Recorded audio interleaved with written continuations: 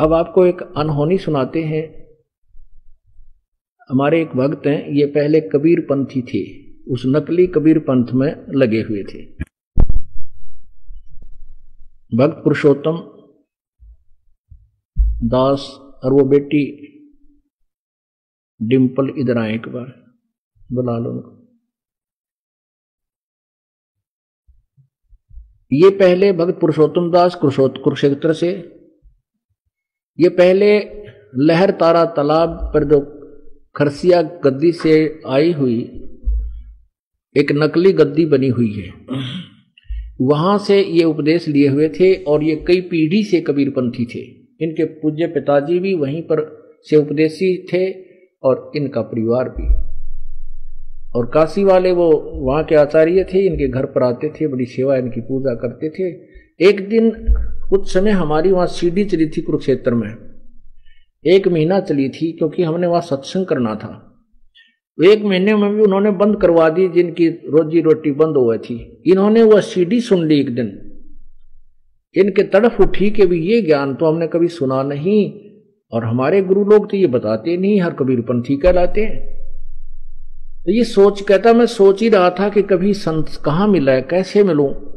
इतने में कहता मैंने पोस्टर लगा, देखा कि संत रामपाल तत्वदर्शी संत कुरुक्षेत्र में 5 दिन का सत्संग करने आ रहे हैं, 4 दिन का।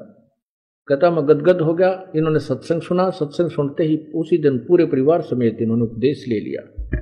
फिर इनके पिताजी ने भी उपदेश ले लिया। वो बुजुर्ग यहीं रहते हैं आश्रम के अंदर, पुण्यात्मा। और उस बुजुर्ग ने अब इतना कुर्बानी कर दी, इनके 2-3 बेटों ने भी नाम ले लिया। पुरुषोत्तम से छोटा बेटा है रोशनलाल, उसने भी उपदेश ले लिया। एक और भाई है इनका सतपाल, उसने भी उपदेश ले लिया। तो इनके पिताजी ने कहा भी मैंने तुम्हारे लिए बहुत कुछ किया, अपने लिए कुछ नहीं किया अभी तक।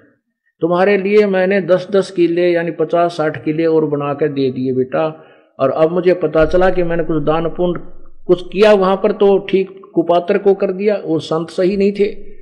अब मेरा क्या बनेगा? कहा मेरे बाटे 3 किले आते हैं, मैं 3 किले गुरुदेव को दान करता हूं। बोलो सतगुरुदेव।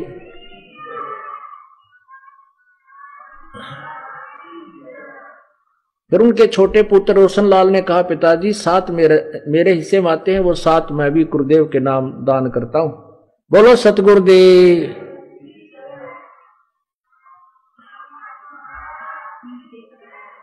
अब कहने का भाव ये है दास का कि समझा है तो सर दर पाओ, बहर नहीं रे ऐसा दाव। तो इन्होंने उपदेश ले रखा है सन 2004 से। और पुरुषोत्तम दास उस झूठे केस में जो हमारे ऊपर षड्यंत्र रच के हमारे ऊपर इसी कारण से, क्योंकि हम सच्चाई कह रहे थे, उनकी पोल खुला थी, जनता और प्रजा को भ्रमित करके उन दुष्ट आत्माओं ने हमारे ऊपर झूठा केस बनवा दिया और जेल में रहे। ये पुण्यात्मा पुरुषोत्तम दास जी वहां हमारे साथ जेल में भी रहा। तो उस समय इसकी बेटियां, एक लड़का 3 बेटियां, वो कहा करती पिताजी हिम्मत ना हारना, जेल में तो हम हैं, आप तो गुरुदेव के साथ हो, आप तो जेल में है ही नहीं, हम दर्शन को तरस रहे हैं, आपको वहां दर्शन तो हो रहे हैं।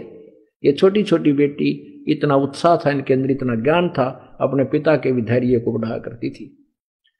अभी 4था दिन है। उस दिन बीच वाली लड़की जो यहाँ बेटियां आती हैं सेवा करती हैं, एक बेटी तो यहाँ रहती है सेवा में 3 में से, और 2 भी कई बार रह जाती हैं। खुद पुरुषोत्तम भी आता है यहाँ पर सेवा करता है। तो अभी 4था दिन पहले वो बीच वाली लड़की का एंड हो गया, डेथ हो गई। अचानक आंखों से खून निकलने लग गया और आंखें रुक गई और बहुत बुरी तरह तड़प कर शांत हो गई।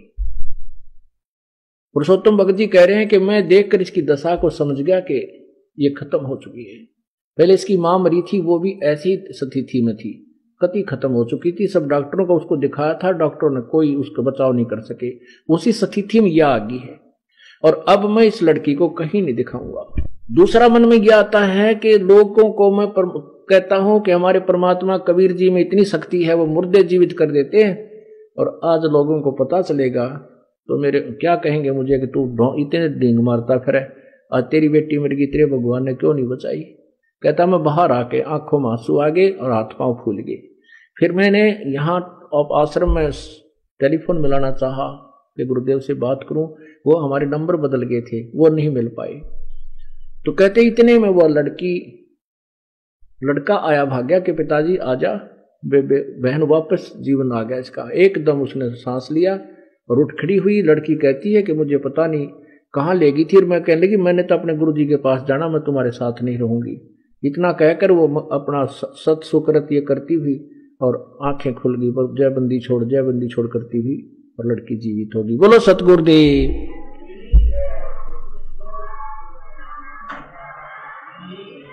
अब देखिए, ये है भक्त पुरुषोत्तम दास, ये बेटी डिंपल।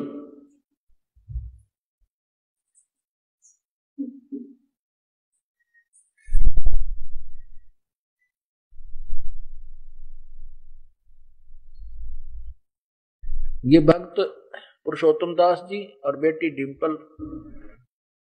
कथा मैंने आपको सुना दी, और बाकी ये भी कुछ दो शब्द कहना चाहें तो कह सकते हैं। इनको दो माइक वगैरह।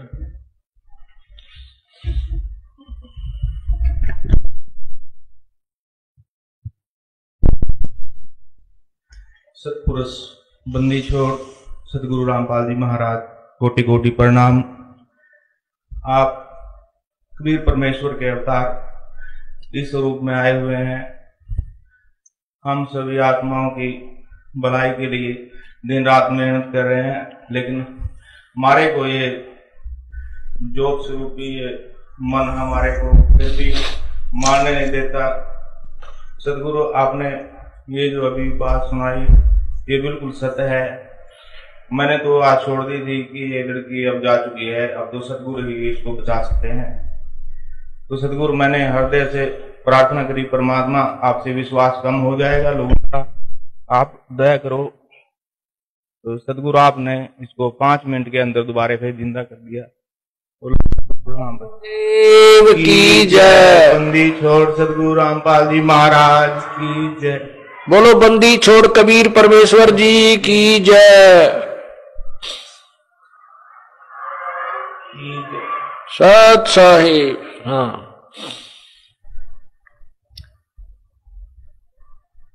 ये आपके सामने कबीर परमेश्वर ने मुर्दा जिंदी की हुई बेटी है, भक्तमती डिंपल।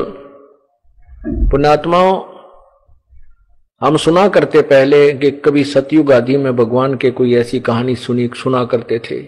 आज यहां पर लाखों की संख्या में ऐसे प्रमाण हैं जिनके जीवन एक्सटेंस कर रखे परमात्मा ने, क्योंकि परमात्मा पूर्ण ब्रह्म ये सतपुरुष है।